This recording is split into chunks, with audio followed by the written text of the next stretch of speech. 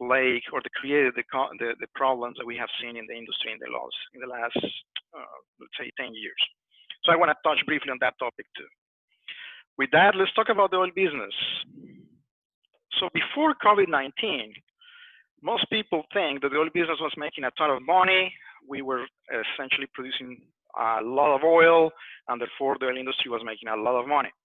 I'm showing you here just briefly some of the news clips from different news sources before 2020. This is before COVID. You're going to see some recurring topics. One is we have a glaring problem. We do have a problem. The oil industry have a problem. And in several of those news clips, you're going to see some references to the industry burning cash, something about cash flow, something about we are only 10% of us are making money. We're bleeding cash, and we are not cash flow positive. All those terms essentially refer to the same situation. Even though the shale industry produces a lot of oil, and that's undeniable, the fact is we didn't produce a lot of money. And I'm going to show you in more detail that situation. But the important topic on this slide is I want you to remember those key phrases: negative cash flow and cash flow positive, and how much you can be negative on cash flow. Notice that they are not talking profits. Notice that the news clips are not mentioning the word profit. They are talking cash. That's a key topic later on. So let's go into the detail of this situation. How come we are not making money? I mean, this is probably just recently, of course. No. As you see, this is a study by the Institute of Energy Economics and Financial Analysis. The situation was not exclusive of the 2019. Quite the opposite. In several years during the so-called shale revolution period, a significant portion of oil and gas companies were generating negative cash flows. You see those negative cash flows in Table 1 and Table 2. And Table 1 covers the quarterly reports from 2016 and on until the date of this report, which was in October 2018. But the Table 2 is probably the most significant. It mentions and it shows the cash flows since 2010, which is essentially when the shale revolution started. And as you can see, all those companies, when you put them together, were cash flow negative. In other words, for over 10 years, we haven't been producing money. And one thing that I'm sure that your bosses and your managers have been very clear about the oil industry is that we are in the business of making money. Well, here's the problem. Well, probably you think this is just a few companies. Well, let's take a look at that. This is the report. I'm just showing a few of the companies that the IAEF report has. I cannot squeeze all of them in this slide, but you can find names like Apache Corporation and Chesapeake Corporation and Devon Energy and EOG and EQT, Marathon Oil, Anadarko, among others. In other words, the cash flow problem was not a fluke and was not temporary. It was a sustained and generalized problem across the industry. This affects jobs, lives, businesses that depend on us or were co-dependent in the oil industry. And I took the liberty of taking some clips over time. I actually spent some time collecting these clips. This is the Wall Street Journal in a period of about a year. And you can see the headlines and the warning signs that the industry was getting from the media. In December 2017, they were telling us that Wall Street is telling the frackers to stop counting barrels and start making profits, start making money. By January, they were saying that the frackers could make more money than ever in 2018 if they don't blow it. In May, they were explaining the oil is above $70, so it's great, prices are good, but frackers still struggle to make money. How come is this? By December, this is a year later since they started with these warnings, big fracking profits at $50 a barrel, don't bet on it. They are not making profits. So this is a period of a year. In one single news media, the Wall Street Journal, where constantly across the year, you see the same situation. What happened to the shale industry? What is happening to the oil and gas industry, really? Well, we were not making money. What happens if we don't make money? What are the consequences? Well, to begin with, banks are going to get tough, and lending processes are going to freeze, which means loans to produce and generate fracking services and pay those services and generate new wells and all that stuff, all those loans are going to become more difficult to get. And if they are difficult to get, that means the activity might be depressed. So we're going to have a complete loss of confidence in the industry by the banking industry or the financial sector. Of course, that leads to loans and credit being tightened. And when you don't have the money to operate, if you don't have access to those loans, like the reserve borrowing determinations and so on, well, you're going to have to let people go. So that creates job losses, company bankruptcies, overproduction, commodity price collapse, and finally, loss of competitiveness. All those topics should be now familiar to you in the last 5 years, roughly. If you're in the oil industry, you have seen a lot of job losses and you have seen this situation happening. Why? And that's the reason for this seminar, because we could not be bothered to analyze the economics of our projects correctly. All this situation is happening because economic analysis of projects is done in a rather fast-track manner without taking proper care of what we are doing. So what is really the economic analysis situation? Economic analysis is not just calculating expected net present value and rate of return. If you just put numbers in a spreadsheet and get an NPV, that's not economic analysis. Of course, you need to do that to get economic analysis, but that's not just economic analysis. Future cash flow calculations is not just economic analysis. You need to do and understand the phenomena at hand, the industry that you're working on, so that you will be sure that those analyses that you have in the computer, in your spreadsheet, in Aries or in PhD Win, those economic analyses are sound. That requires logical thinking, free of fallacies that could force mistakes. And those mistakes we're going to discuss in more detail. So to begin with, I want to make sure that we understand the phenomena at hand, and that is the business cycle in the oil industry. What is a business cycle? Business cycles are essentially waves, and where we are going to have a peak and a trough in economy or any measurement of the economy that you might have. Let's say GDP, which is the most common metric, or you can have the economic analysis for a single industry, the market value of all the companies, for instance. Whatever economic metric that you decide to measure, once you hit a peak, you're going to hit a valley. And that is the economic cycle. So you're going to have these repeated boom and bust cycles across the board. The oil industry is particularly prone to these boom and bust cycles because if we overproduce oil for a little bit, the price is going to go down. At the same time, if you just underproduce by a little bit, the price of the oil is going to go up and it's going to generate a peak. So all this situation, all that balancing of supply and demand is so difficult that as a consequence of this balancing, we have these economic cycles. The latest peak has been in 2008, if you take into account inflation. But we have seen a lot of rapid valleys happening in 2009, 2014, and of course now. So all this is common to the industry. This is not new. It might seem new, it might seem like a disaster right now, but let's face it, it's not. The industry has seen this before and has survived before to these situations. Here you have a graph showing the dollars per barrel pay and the West Texas Intermediate in Cushing, Oklahoma, since 1990 ballpark. You can see how prices go up and down all the time. Notice that in general, every time there is a U.S. recession, which are shown in gray, the international oil price WTI, has a tendency to decrease.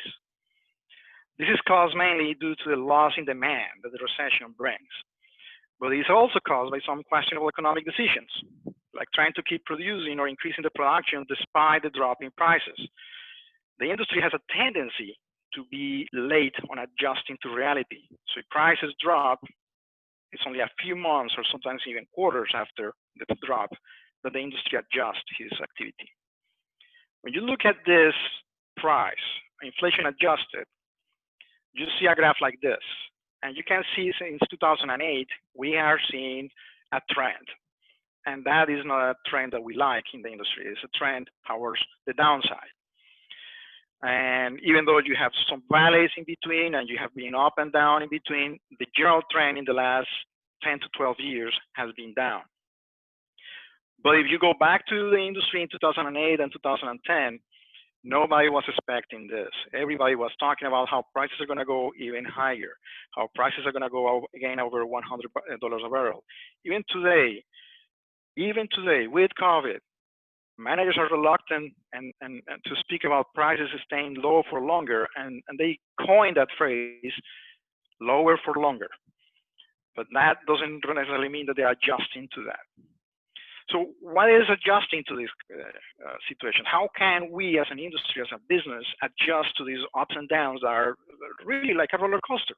Well, if you think about it, what is an up cycle?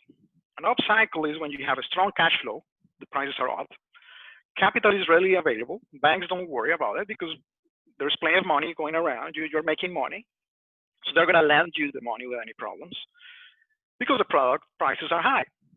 The cost of services and goods, however, have a tendency to increase. In other words, the service companies are going to have, they're going to want a bigger piece of the pie.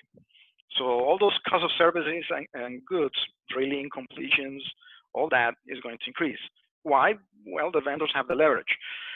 Product prices and cost structure ultimately cannot be sustainable. In other words, that's when you start seeing all that inflation really hitting you. All the oil wells start turning from being $1 million to $2 million to $3 million, and then you end up with $6 million wells and then $10 million wells, and at some point, something's gonna give. And we enter in the down cycle. But during the up cycle, the focus of the company should be on increasing earnings and production. That's where you should put all your chips. On the down cycle, we have exactly the opposite situation. Your cash flow now is reduced, your capital is restricted, and banks are start thinking, well, I'm not sure I want to lend you that money because the product prices are lower. Now the vendors lose the leverage, and they're willing to provide the services for a cheaper value. That's a good side. But the focus of the company should be on maximizing cash flow. And how do you maximize cash flow when the prices are too low? You're going to have to cut costs and capital.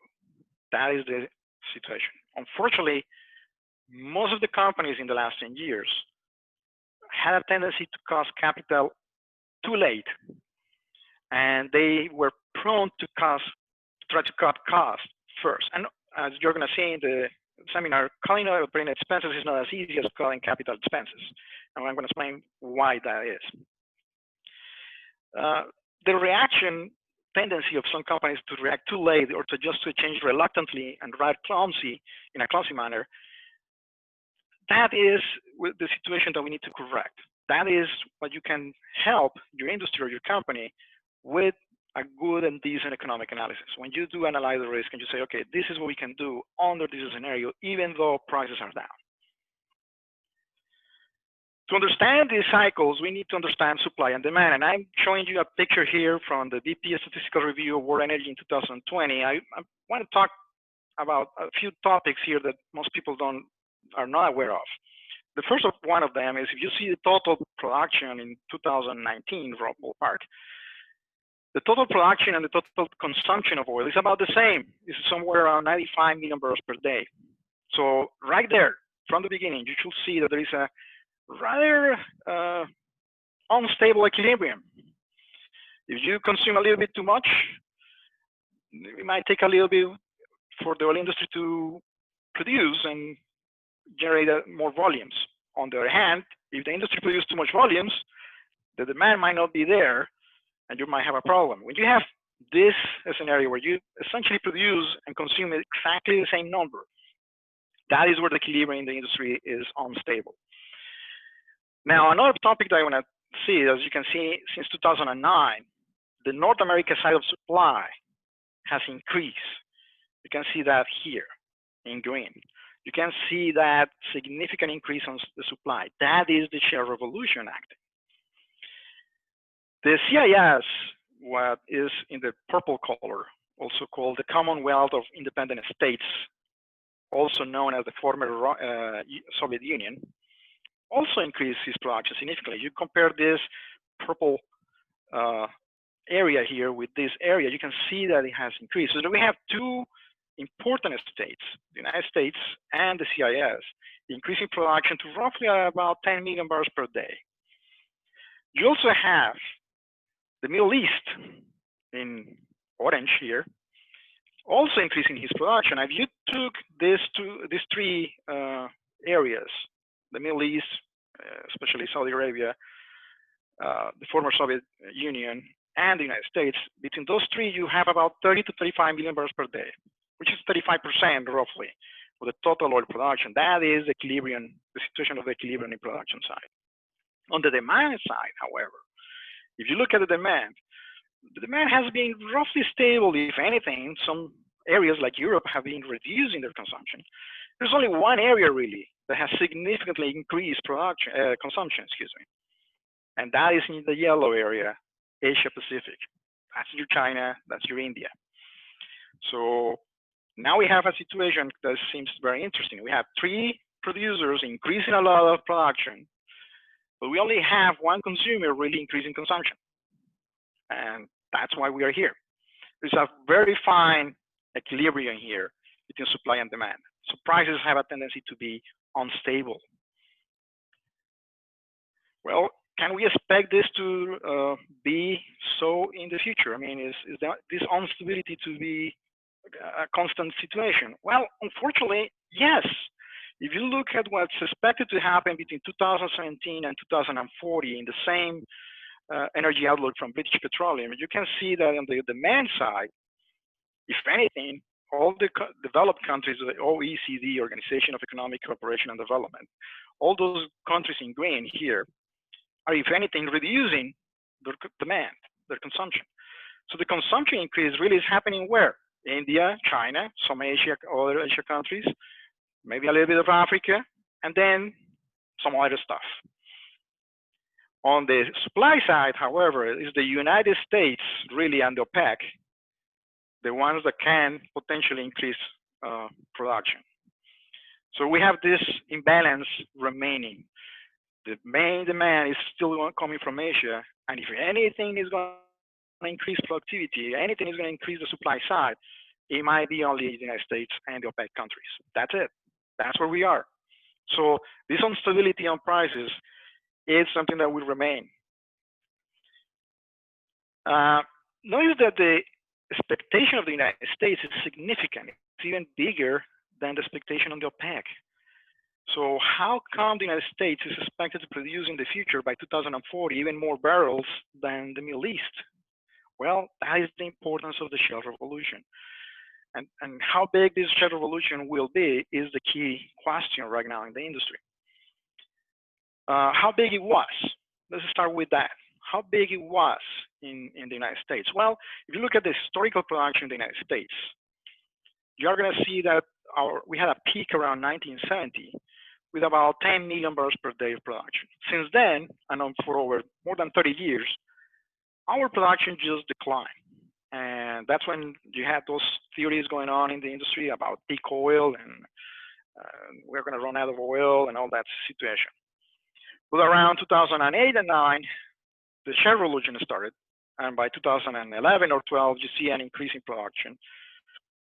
Today, in 2019, we produce more than 12 million barrels per day, way past the peak that we had in 1970.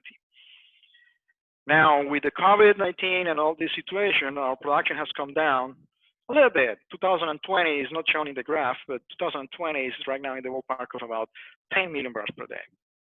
Problem is, with COVID-19, the demand side was also hit. And now we have a very double whammy situation. But the important thing on this slide, the one thing that I want to mention is that all this increment came mainly from the shale production. So if you want to understand economics in the oil industry, you should understand shales. That's a key driver. So let's take a closer look at shales. These are, according to the Energy Information Administration, the historical production levels of oil in the key shale players in the United States. So you have the Eagle Ford, the Permian, and the Spraberry, the Bakken in North Dakota, the Wolfcamp in Texas and New Mexico, also Permian, of course, and so on and so. As you can see, even though Permian is a significant producer and the Eagle Ford is a significant producer, they're not the only producers, and there's not really a dominant play that you can call the king. Even though Permian has been mentioned several times as the king, you can see that volume-wise, even though it has added a significant portion, it's not the only play that it has added significant volumes. You have the Bakken and the Eagle Ford also competing for that title. But in just a few years, ballpark 2009 on, the last 10 years ballpark, shale's added somewhere between 7 to 8 million barrels per day of production to the overall United States production. That's more than 1.5 times the production before the shale revolution. So the consumption in the United States in the same time frame did not increase by 1.5 times. So a lot of this oil has to be exported. What's the consequence of that? Well, it's a significant impact on prices, and it's the famous shale war that the Arabs started in 2014. Why? Because we're impacting prices, but production is not the only factor that impacts prices. As a matter of fact, prices are very volatile for several reasons. I took the liberty here in this slide to summarize a few of the key drivers of prices between supply and demand. But also you have what some people call geopolitics. I rather call that markets behavior and market behavior. You have a lot of variables here. You have energy prices, you have Opex supply capacity, you have shale capacity, you have weather, you have exploration and production costs, innovations, technology. There are so many variables that really is impossible to account for those. So another key point I want to make sure that everybody understands in this analysis is that it's truly impossible to control oil and gas prices in the long term. And it's truly impossible to forecast prices. Now, in the industry, a lot of people will agree with you when you mention prices are impossible to forecast. We cannot control prices. Nobody's going to argue with that. But when you present your economic analysis, you're going to find a lot of people pushing, saying, well, that analysis might be too pessimistic. Take into account that prices might be better in the future. So that is a double logical fallacy there. We're admitting that we cannot forecast prices, but when we do our analysis, we do it in a way that can only be achievable or can only be economically sustainable if prices are higher. That's why I decided to discuss all these details about the industry so that you understand what's behind that economic analysis. When you put $50 oil flat, what is behind that assumption? So knowing this situation, what should we do? What can we do in a situation like the one that we're facing right now? Well, there are several ways that you can self-defend. The main one is increase capital efficiency. So do more with the money that you have. In other words, reduce costs, increase productivity. But most importantly than that, understand economic analysis. If you understand the risk behind your analysis when you provide that analysis, if you understand what you're saying when you're saying NPV 20, NPV 10 is positive, and if you understand the assumptions that went behind that result, you might provide a significant value to the company. And one way, for instance, I'm showing here to increase efficiency or capital efficiency was what happened in the shale industry between 2006 to roughly about 2015. I'm showing here just this slide shows only between 2006 and 2009, but you can see changes in the completion mechanisms, number of stages, number of shots per stage, lateral length, and so on and so on. So when you change the variables that are affecting your productivity, it makes your productivity a little bit more difficult to forecast. Now you have to do this to increase capital efficiency because you have no choice. But take that into account when you are basing your forecast in 2020, assuming the productivity that you see from wells in 2005 or 2010. The type of completion that you saw there, the type of technology that was applied to that well, is not the same that you're going to apply today. So can you really forecast what that well is going to produce based on wells that are not like it? That's the big question. So the first step to understand economic analysis, of course, is understanding the true value of money. And to understand the true value of money, you need to understand the time value of money. So I'm going to ask you 3 questions right now that are going to be very interesting.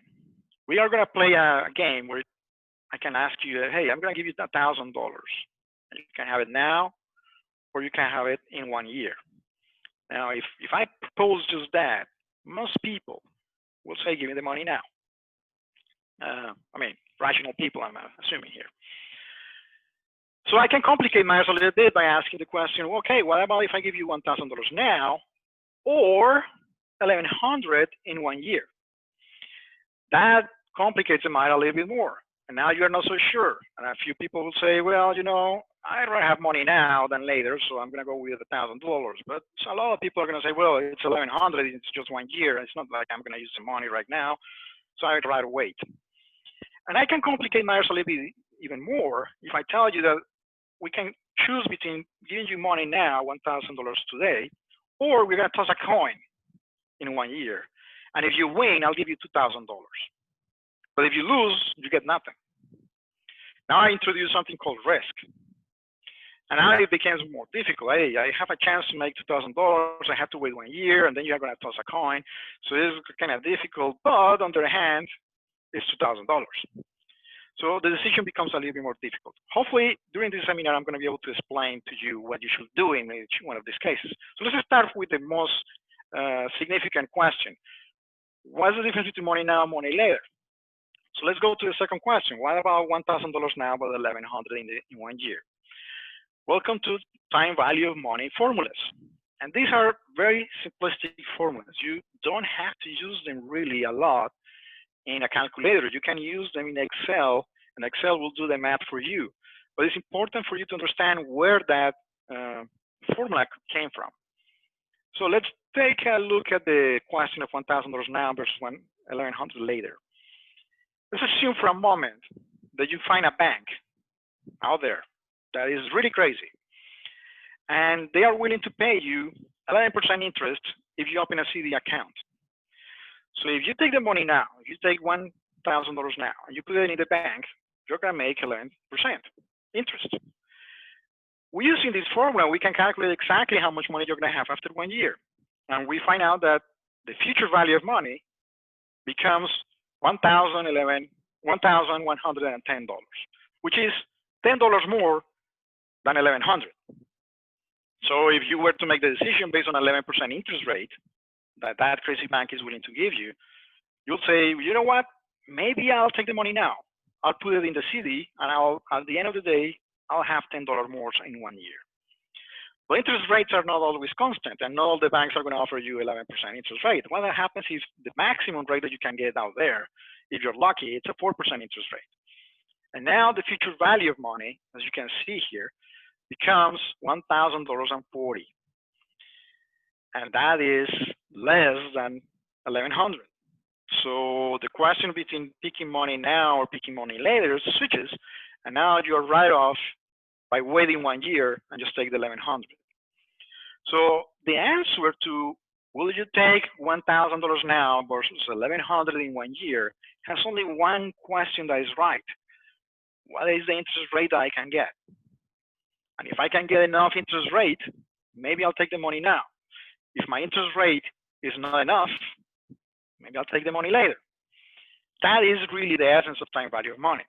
And we do that all the time when we calculate net and present values. So how we calculate a present value?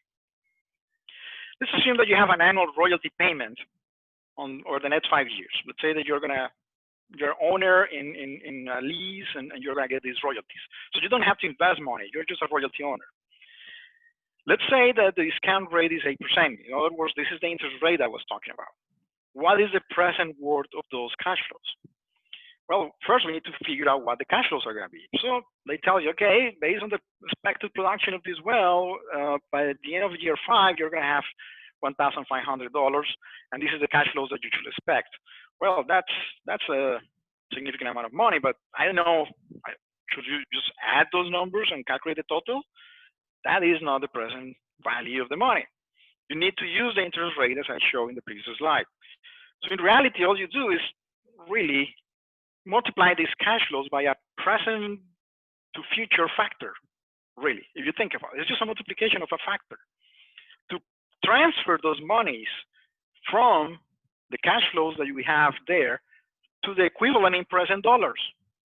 And then we can add them all and calculate the total net present value. So if you do that, that's as simple as that. If you multiply those numbers by this factor that you need to calculate, you're going to find out that the $2,000 that you get in year one became $1,851, and so on. And now if you add up those monies, now you can calculate the total present worth of those monies. How you did that? With the formulas I showed you just in one slide before. It's exactly as easy as it is.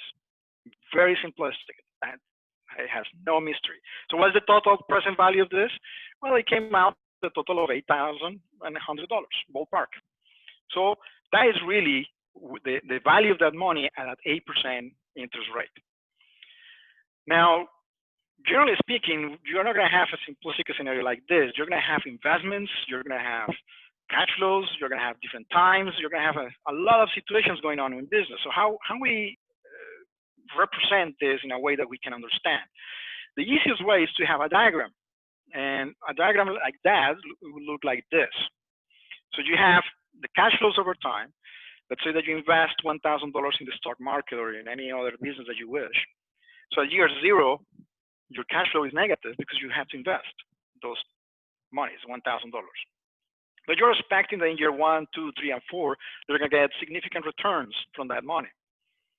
And those returns are shown in the picture. If you represent cash flows in this manner, it will become a little easier to understand and to manage those numbers in a spreadsheet. So net present value, if you think about it, at the end of the day, it represents simply the present worth of the cash flows at a given rate. And that is the keyword here. Present value is a function of that interest rate. That's why when you say NPV, you just don't say NPV, you say NPV 10 or NPV 15 at 10%, 15%. Now, if the NPV that you get in your calculation is positive, that means that the project that you're making or the project that you're analyzing is better than doing nothing and putting the money in the bank. This is really what you're doing. You're doing a comparison. Should I put my money in a bank that gives me 10% interest, or should I do this project? If the NPV is positive, you should do the project. But if the NPV is negative, you should take the money to the bank that pays you 10%. Because instead of losing money in the project, you're going to make more money in the bank. So the key issue here, the key driver to understand economic evaluation is to establish a proper rate of interest. For Marathon, for instance, and for Oxy, and for several other companies, the standard rate is 10%. And that is what they publish in their reserve determinations, and that's what they publish in the public data. But if you look inside the companies, the rates that they are using are different. And every company will have different interest rates set up. And Oxy could say, you know what, we're going to analyze interest rates at 15% or 20%. And Marathon could say, you know what, in my case, I'm going to go with 5%. But in the industry, as a general denominator, most projects are evaluated at 10% when they are public, when you publicize that information. That doesn't necessarily mean that the banks are going to pay these companies 10%. What that means is that that is the estimated cost of capital of those companies, and that is a very convenient rate to pick to compare your present value to those of other companies. That's what it is. Another way of establishing a cash flow, to understand a little bit, is to do a diagram like this. This is a cash flow diagram. In a cash flow diagram, you essentially have the same situation, year 0, year 5, year 10, and so on. And this time, instead of representing the cash flows as lines, you represent them as a function. You can see the function here. There are three key drivers or three key terms that I want you to understand when you hear economic analysis. One is the maximum negative cash flow. Some people refer to that point as the maximum exposure. How much is my negative cash flow really going to impact me if I do this analysis? This maximum negative cash flow is the one that you see here represented by this diagram. Notice that that doesn't represent truly the investment, the capital expenditures you're doing. No, that's not really the maximum negative cash flow. Maximum negative cash flow is the lowest point that you're going to be on a cash flow basis. Now, the other point that is important to remember is the payout. Payout is essentially when you have recovered, when the sum of all your cash flows add up exactly to the investment that you incur. In other words, when you sum without discounting, when you sum the cash flows, you end up with a zero, which is why you get here again a zero. That is what we call payout. That's essentially when people say, hey, did I get my money back? Now, there's a little bit of a trap here because you didn't really get your money back. You spent 5 years, in this case, 7 years to get your money back. Those are 7 years where that money could be doing something else. So really, you don't really achieve a full payout. That's simply the discounted payout. A more accurate payout will be if you discount the cash flows and you do the same analysis using discounted cash flows. And then you will use the discounted payout. Unfortunately, in the industry, it has been my experience, most people use the undiscounted payout, which is the one I'm showing you in this picture. The other point that is important to analyze here is the last point when the project is over. You essentially finish the project, how much money did you make? That is the total profit that you get. Those are the three points that I want you to understand what they represent, and I want you to make sure that you don't confuse them with other terms, because one of the problems that you're going to see in economic analysis is that a lot of people say words that have meaning, but they are not so sure about the meaning of those words. And when they are talking profits, they really mean revenue. And when they are talking revenue, they really mean cash flow and so on. Maximum negative cash flow is not Capex, is not the capital, is this. Payout achieved doesn't mean that your project truly pay out. It means that you just simply have a cash flow that is zero. And the profit that you're gonna get, you don't get it until the project is over. That's the total sum of the cash flows. So how we calculate these cash flows? Is that easy to do? I mean, if you've seen the spreadsheets and the software typically used for this cash flow, it looks complicated. It's not. And I'm going to introduce you to cash flow calculation now. Now, this is the one slide. If you're going to remember anything about this presentation, I want you to remember this slide. This is the cash flow calculation, how to build a simplistic cash flow. So let's start with the easy way. The easy way, excuse me, I'm having a little bit of a glitch here.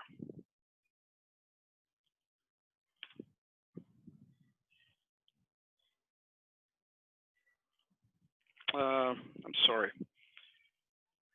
I'm gonna have to go back to the cash flow calculation, see what happened. Well, unfortunately, the cash flow calculation slide has been deleted. I'm gonna come back to this slide. I'm gonna show it to you because it's very, very important. And I have a problem here with the slide. But essentially, I'm gonna explain that in two terms. One is the easy way, and one is the difficult way. And I'm gonna go into the details at the end of the presentation so I can get back up. Sorry, I apologize for that. Now, cash flow generates cash and income. With cash and income, those are two different terms, and they don't represent exactly the same thing. Profit is what you refer to as income. And you can have highly profitable companies that go bankrupt due to low cash flow, like Enron, WorldCom, and several other companies. A negative cash flow company can show high positive income. That's something that is counterintuitive, but you can have high positive income. In other words, you can have profit and still have negative cash flows. A negative income company does not have positive cash flows. So a lot of people have a tendency to think only in terms of profit. Hey, if the profit is negative, if the income is negative, well, that means that the cash flow is negative, yes. But you cannot conclude that because the income is positive or the profit is positive, the cash flow is also positive. And a lot of people concentrate a lot on profits instead of cash flows. But cash flow is king. Cash flow is the oxygen of the company. You can have negative cash flow only for a defined amount of time. Cash flow, think of cash flow as the oxygen for your company. You can hold your breath under the water for a long time, but after at some point, you have to breathe again. And that point is the critical point where your company can go bankrupt. So your company will die if its cash flow is starved for too long. I have two quotes here from Richard Branson and Chris Chuckles. Never take your eyes off the cash flow because it's the lifeblood of the business. And the fact is that one of the earliest lessons I learned in business was that balance sheets and income statements are fiction, cash flow is reality.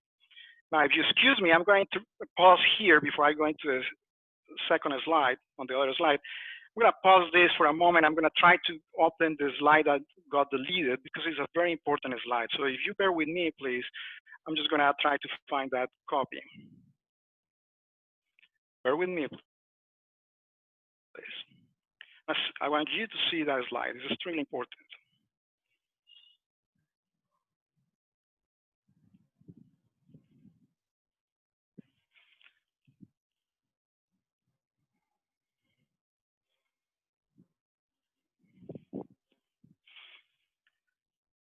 I'm going to try to recover that slide very soon. Luckily for me, I have a backup.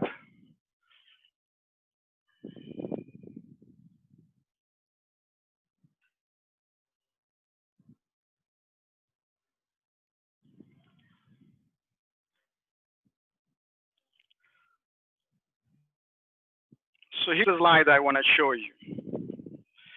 You have the cash flow here calculation. There's a simple way and there is an expanded way.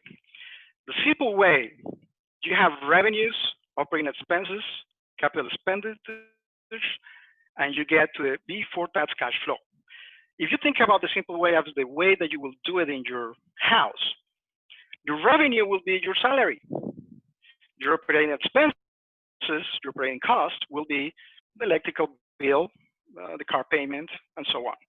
The capital expenditures, if you think about it, capital expenditures require that you are investing here. You're expecting that there will be a return on those monies. So a capital expenditure, you could argue, will be, for instance, the payment that you do on your house because you're expecting your house to gain value over time. So you could consider your house an investment. Other type of capital expenditures, if you think about it, in your own financial situation, could be any investment that you do on your personal business. Let's say you have a side hustle and you are doing some investments to keep that side hustle running.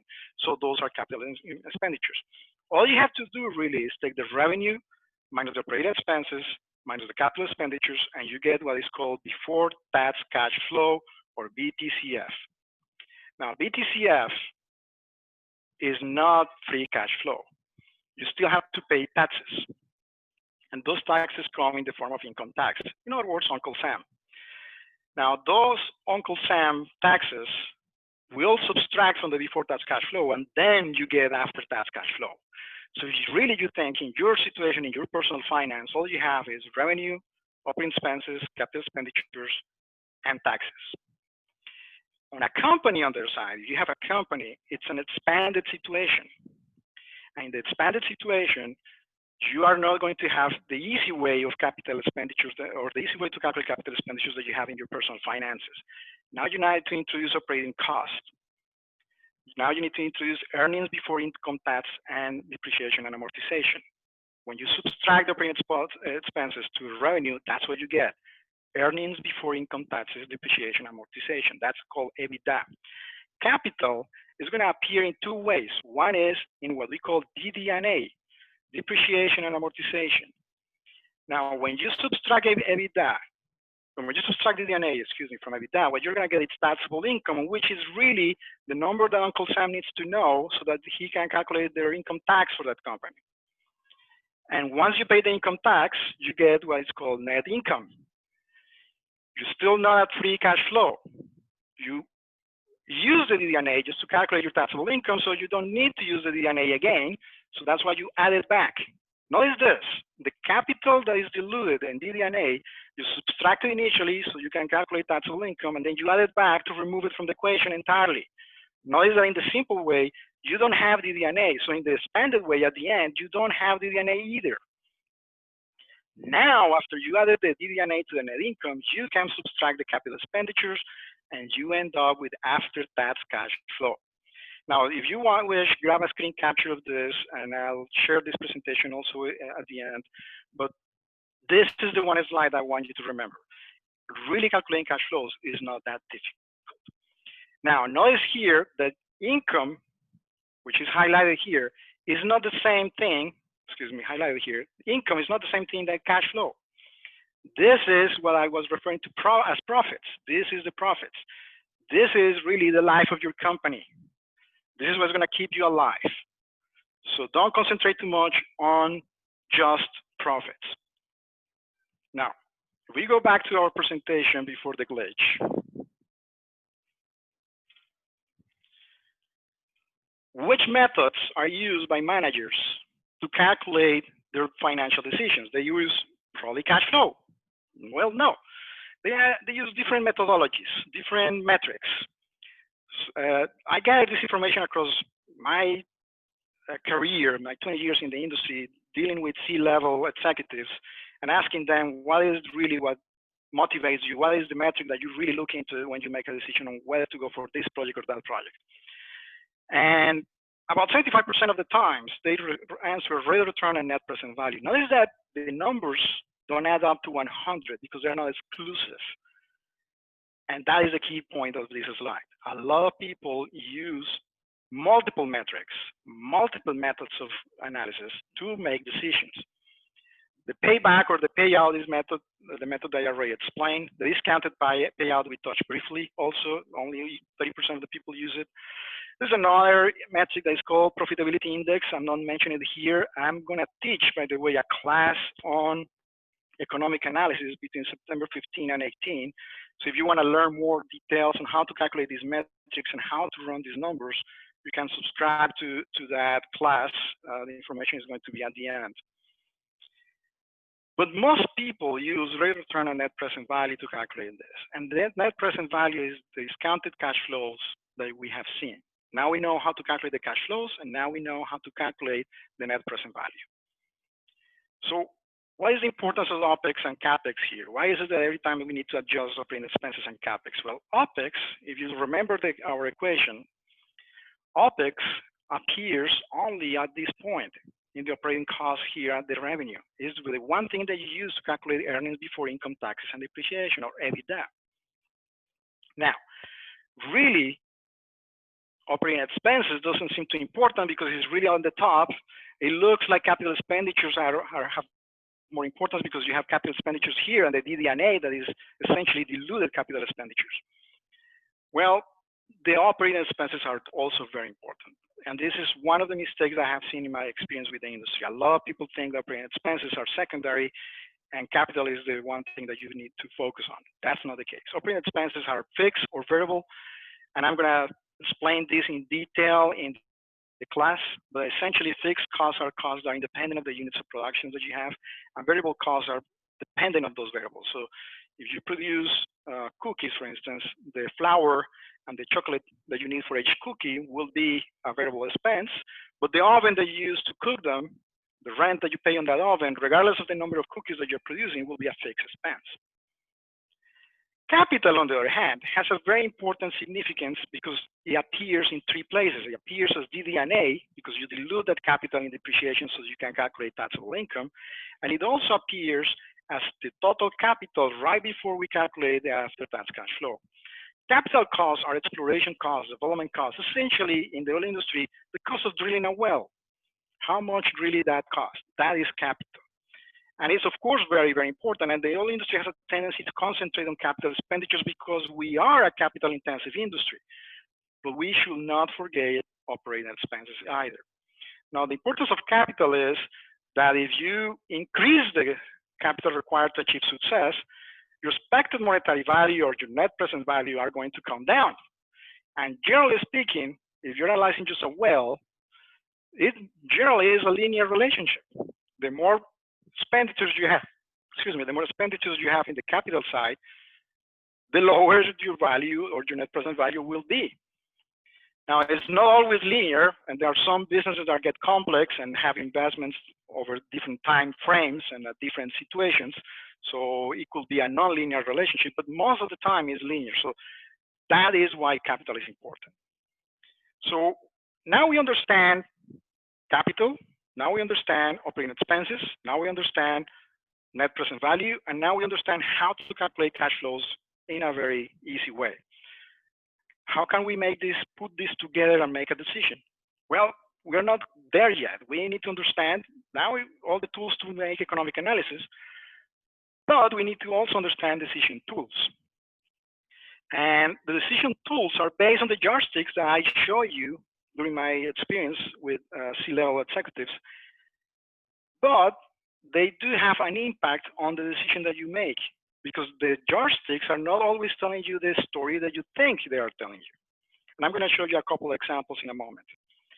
I'm going to mention two main topics that come in my experience where people make a lot of mistakes.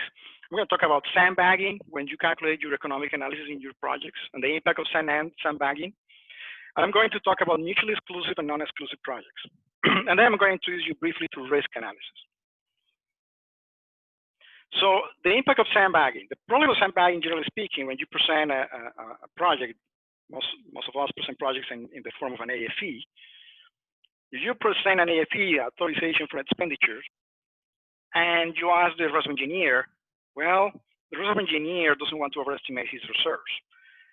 So he is going to assume that the forecast that he has really is not the one that he's going to use. He's going to be conservative, and he's going to be reducing the forecast by 25%.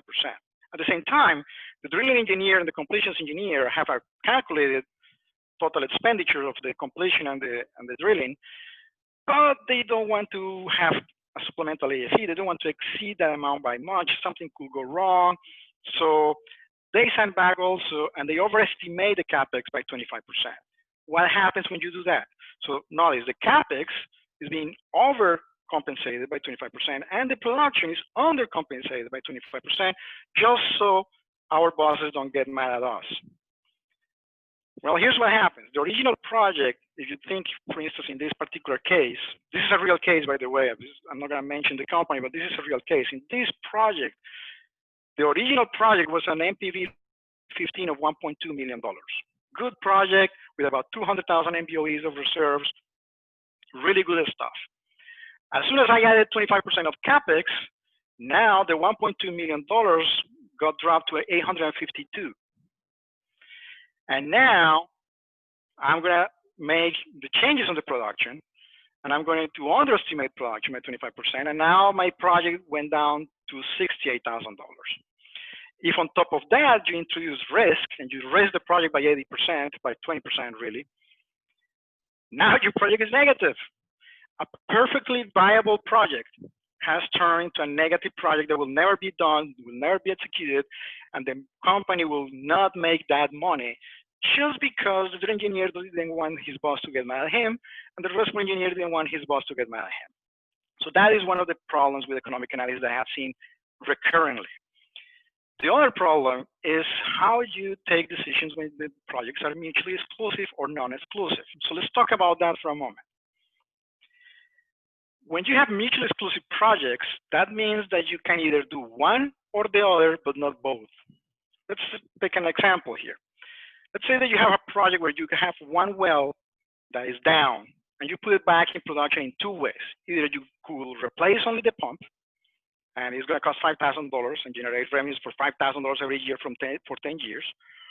Or you can replace the pump for a bigger pump, acidize, reperforate the zone for a cost of $50,000, and it will regenerate revenues for $25,000 every year for 10 years. I took the liberty of calculating this cash flows here for you, and you see the three main key drivers here: the rate of return, the NPV, and the DPI. Let's concentrate on the rate of return and the NPV for this seminar. If you want to learn more about how to do this manually and in Excel, again, you can subscribe to the class in September 15 and 18. But here you have this conundrum. If you know the rate of return is almost 100% for project A, but it's only 50% for project B. But the NPV is $17,000 for project A, with $65,000 for project B. So here's where the decision makers generally have a problem. Well, what should we do, project A or project B? You're gonna have a bunch of people saying, well, project B clearly adds more value, so we should go for $65,000. And other people will say, well, wait a moment, project A has a 100% rate of return. We should do project A. You guys remember at the beginning of the webinar that I talked to you about business cycles and the ups and downs? Well, this is why. You will make an entirely different decision if you are having a downturn, if you're in a downturn scenario, or if you're in an upturn scenario and you're right now having a lot of money. So if you have a lot of money available to you, and money is not an issue, and the banks are lending you money, and you really want to add value to the company, very likely you're gonna go for project B. And you're gonna invest $50,000 that you have because the banks are gonna give it to you, and you're gonna make $65,000 NPV. But if you're in a downturn like we are right now, and cash is a problem, your cash is trapped, and you don't have a lot of access to that cash, well, in that case, you want to maximize the returns on that money, and you're probably going to invest only the $5,000 and do project A, and you're going to get 100% return. And that is the key discussion that we must have with our managers. There is not a single right answer. It depends on which scenario you are, what is the strategy of the company, and what is your situation as a company right now in this scenario, in this economic environment. The answer could be both project A or project B. It depends on what the company is doing and what you are doing, and how easy the money, how easily can you access the money for doing this project. That is the key issue here. Just calculate the rate of return, the NPV, and the DPI is not economic analysis. Now let's complicate this a little bit more. You can have non-mutually exclusive projects. In other words, you can choose between these 4 different scenarios. You have, in this case, 4 wells that you can do.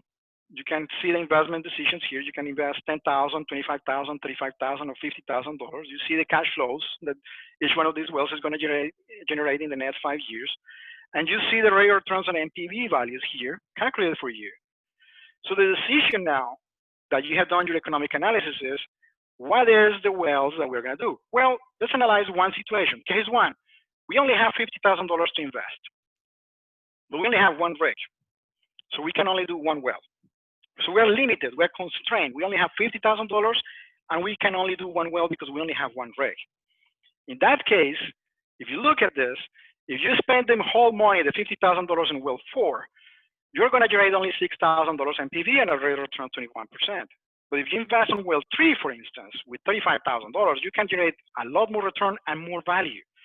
So you don't have to spend the entire $50,000 that you have available to you. And that's another key issue that I have seen in companies. Once we are getting an AFE approved, we have a tendency to consume all the value approved for the AFE. You don't have to. If you have $50,000, but you're only going to spend $35,000, I'm sure that you can call your planning manager and say, you know what, I have 15 bucks that I can give you back, and you put it in another project. I'm not going to use it. In that case, you will go for well 3. But let's go with a case 2 scenario. Now you only have $35,000. The approved AFE is only for $35,000. So well 4 from the get-go is eliminated because we cannot invest it for $50,000. And we can do as many wells as we want. We have no limitations on rigs. We have all the rigs available, so we can do everything that we want. If you think about it, if you go again for well 3, you're going to add $13,000 of NPV and 32%. But if you look at this, well 1 and well 2, together, they add up more than $15,000, $16,000, which is more than the value for well 3.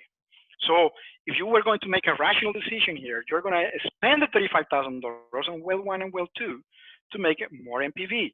Now, if these were different reservoir engineers proposing different wells and they don't know each other, and you go back to engineer number 3 and you tell him, we are not going to do your well, he's going to look at the boss went crazy.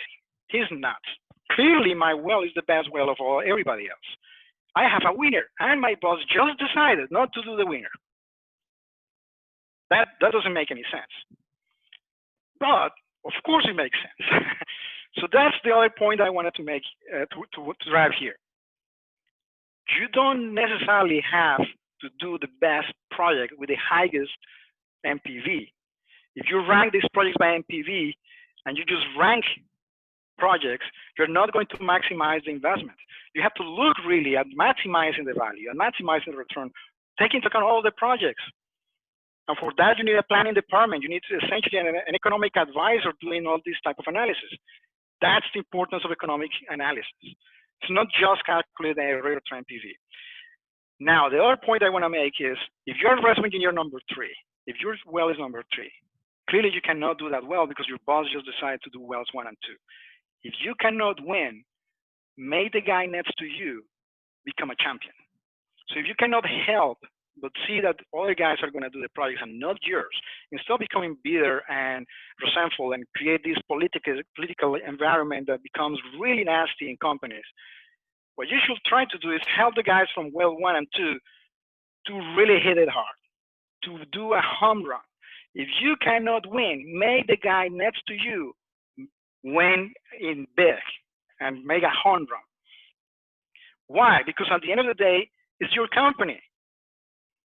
If you are not the one doing the project, make sure the other guys make a fantastic project, because that's what's going to be at the end of the day. If you create a political environment and you create intrigue and situational issues between the reservoir engineering departments, at the end of the day, well 1 and well 2 are not going to be as good as they could have been with the help of another reservoir engineer. That's just a matter of fact. So take into account that. Just because your project is the maximum MPV doesn't mean that it's the one that is going to get picked. Now, the other problem, of course, is risk analysis. How can we solve for uncertainties? What are really uncertainties? Well, there are many ways of doing that.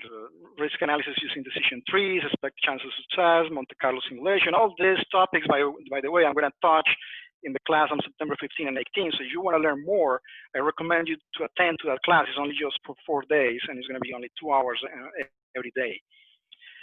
But in other words, do anything to deal with uncertainties other than sandbagging, artificially inflated forecast, and fighting with your coworkers and creating political environments that are going to be undeserving of the company. So on risk analysis, mitigation is the key. And to mitigate a risk, you need to understand the risk. The risk analysis, in my mind, is the most impactful process that will determine economic success. Unfortunately, it's also very much ignored in a lot of the AFEs that we present in the industry. If you look at the AFEs that we get from other companies and even from your own company, when you look at the AFE, there is nothing in the AFE that resembles a decision tree, for instance. Unfortunately, that's the case, but we should analyze those risk analysis.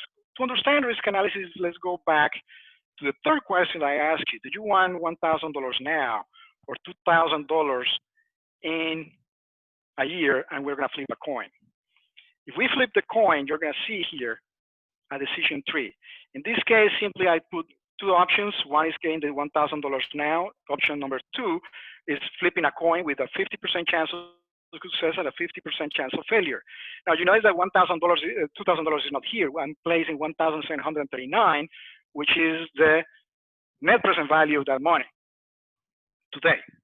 If you look at this with a 50-50 chance, the net value, the expected monetary value of this branch is really $169. And you see it in this decision. So the tree really pushes you towards $1,000. So if you're going to have only a 50-50 chance of success, you're better off with taking the money now. But just like with interest rate, risk is a key driver here. So if you change the risk and you have the same situation, instead of playing, let's say, with a coin, you're going to play with cards or with some other scenario, and you have now 70% chance of success. Now, the expected monetary value of the branch becomes $1,200. And now, $1,000 doesn't seem so attractive because your chance of success increased significantly. And chance of success is very, very important in economic analysis. Why? Because the chance of success is going to determine where the economic viability of the project is. You can have the same project, which is what I'm showing here. It's the same project, only varying the chance of success. And you can see that with 90% chance of success, this is a no-brainer. But as long as I reduce the chance of success, you get into negative territory. So the chance of success is very, very important. So now we cover essentially risk analysis briefly, and then I'm going to go into more detail about that in the class in September 15th, in case that you want to know more. Let's talk about the last topic that I want to touch today, which is logical fallacies in the industry. I'm going to touch about those topics also in the class. This impact the economic analysis that you have in real life. The first logical fallacy that I want to talk about, if you think about it, is the bandwagon effect. What are really logical fallacies? Just like the name says, is when you reach a conclusion that is false based on premises that might not be logical or that might seem logical, but they're not true. In this case, for instance, this manager is saying that because every time that you count shaved heads in the company, the sales go up, the solution to increase sales is for everybody to shave their head. Of course, we understand that that's not the case. There are more than a dozen different fallacies in logical thinking, and there is an entire class actually in the University of New York that teaches these lessons online if you want to learn more. But I'm going to touch briefly on a few, including the bandwagon effect, which is my favorite one. The bandwagon effect is essentially the one we see when everybody is doing something and we should do that. It's the kind of fallacy that we fall for, that your mother warned you when you were a kid, telling you if your friends are jumping out of the bridge, you should not jump out of the bridge. It's exactly the same thing that we see in this cartoon. Now, we see this in the industry a lot, for instance. In the shale industry, I have seen it a lot. Company X is fracking with more sand. Maybe we should increase the sand. Let's double the sand in our completion. There's no economic analysis behind it. There is no calculation of what the expected returns of that doubling of the sand is going to be. We just know that the neighbor, the guy next door, is doubling the sand. We should do it. Other type of bandwagon effect that we see in a lot is these guys are paying $20,000 an acre on the lease. We should get the leases no matter what, so we need to offer $30,000 an acre.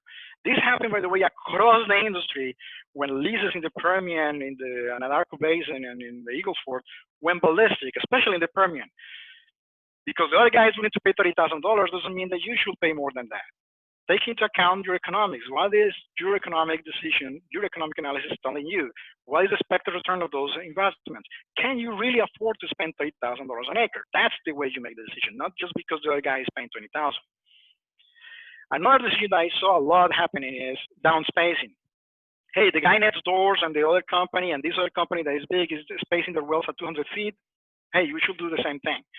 What you ended up with is a lot of interference in the industry. If you go to any shale play right now, a lot of the wells are interfering with each other. Why? Because we all decided to downsize. How? Because we fell for the bandwagon effect. So take into account that. Don't follow the crowd. The gambler's fallacy is another logical fallacy that I see a lot. This fallacy essentially says that you're due because a series of effects or a series of events happen in a row. In the cartoon, we see it with the Russian roulette. This guy is happy because he has missed 5 times, so he's in a lucky streak.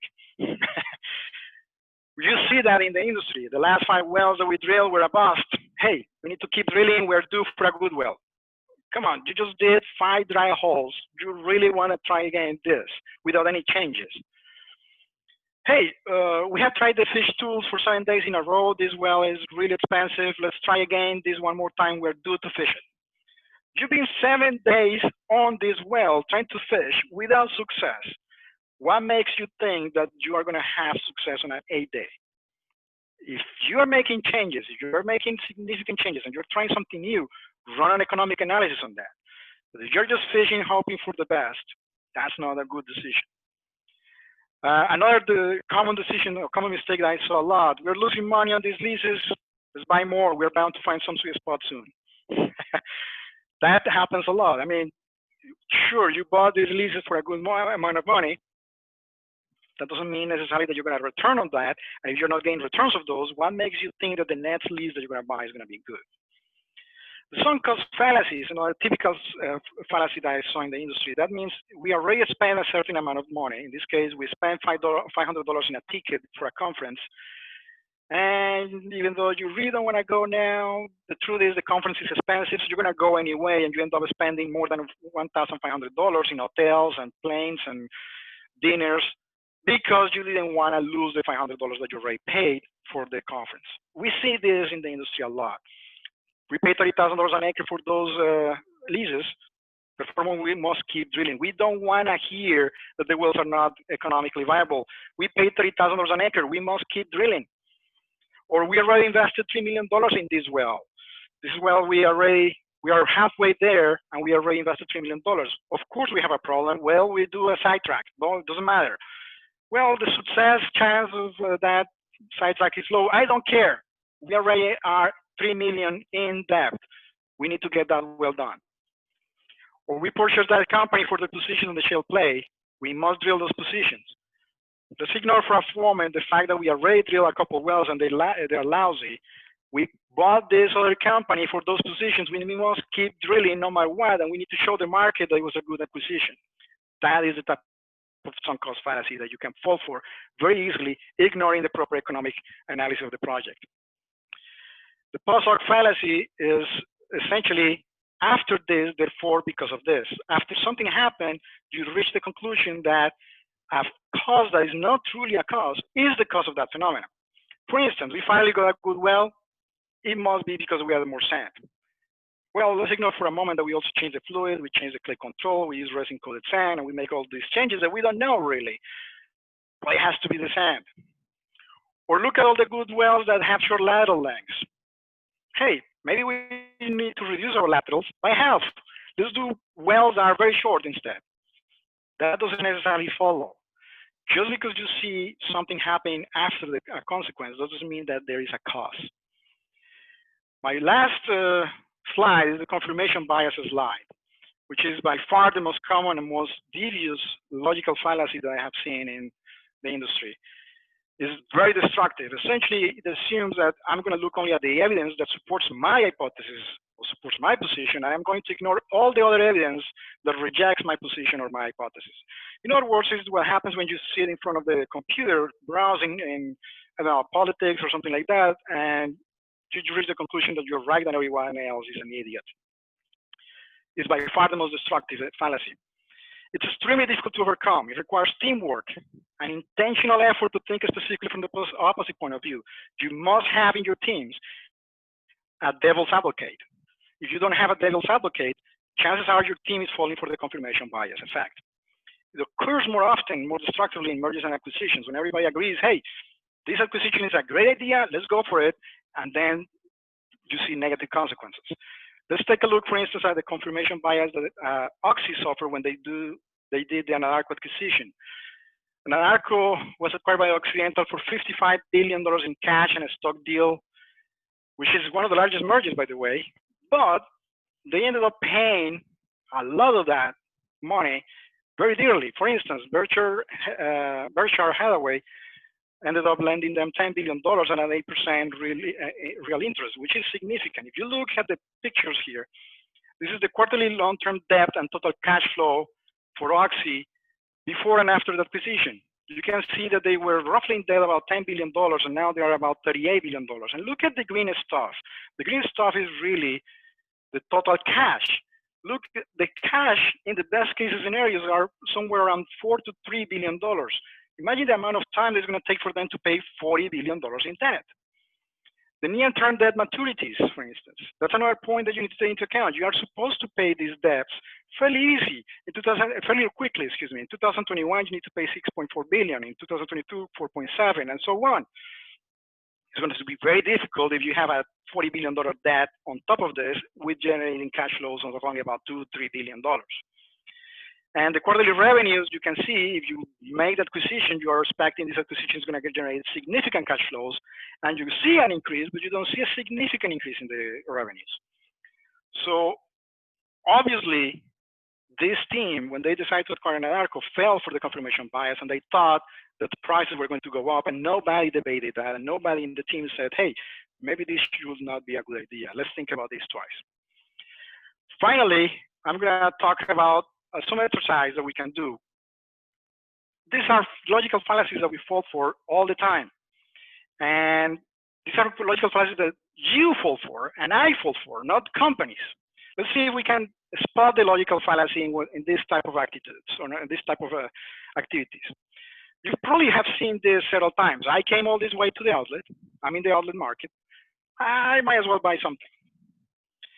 Clearly, you have a sunk cost fallacy here. Just because you came all this way here doesn't mean that it's a good idea to buy something. Just because you invested in gasoline and time and all this stuff that you have to get there doesn't mean that you must buy something. If you find a good price and you find something that you were looking for and you really need it, it might be a good idea. But just because you are there doesn't mean that you have to buy.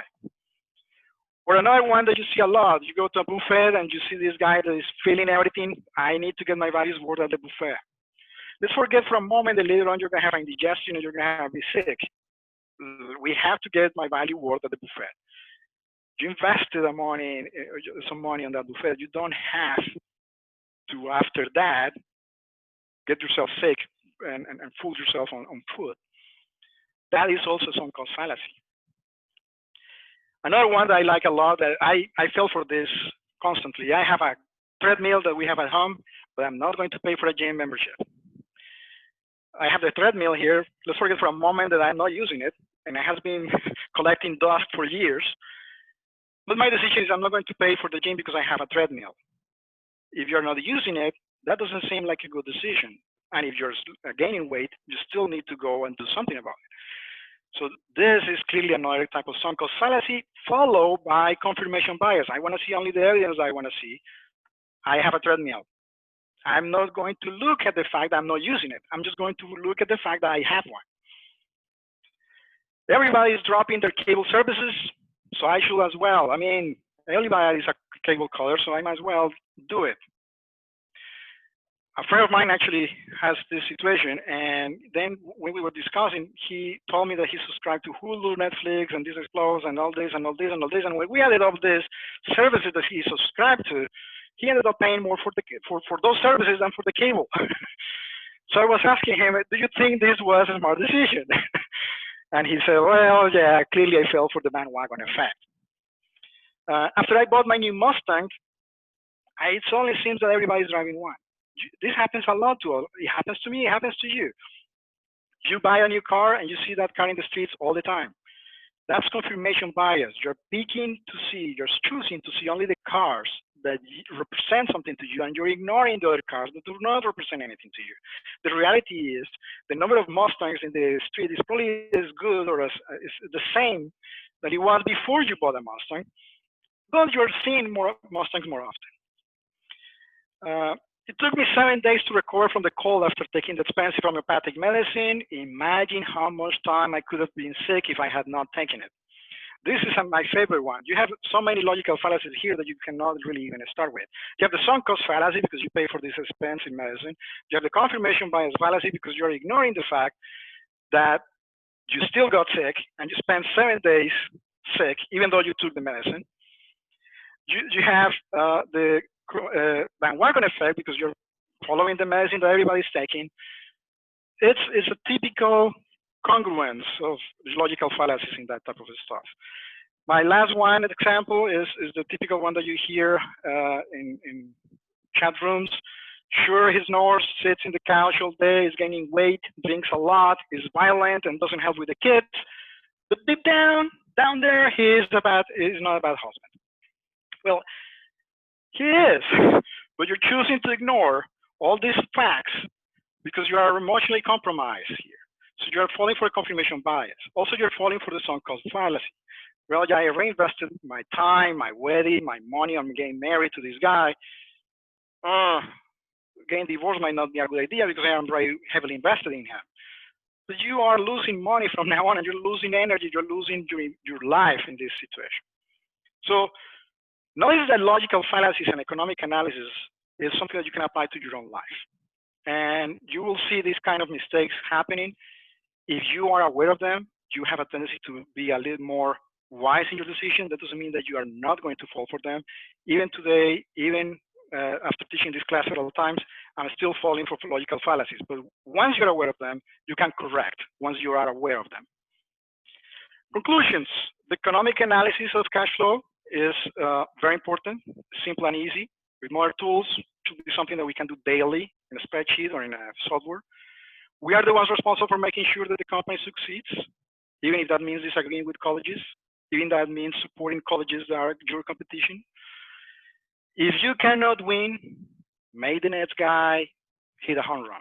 Make the next guy break the record. Remember the mutually exclusive projects. It is in your own benefit for your company to succeed. So make sure that the decisions that the company makes follow what you think is the best path. We are all flawed. We all fall for logical fallacies, and we are error prone. But together, we're less likely to make critical and expensive mistakes. Risk analysis is critical to decision-making processes.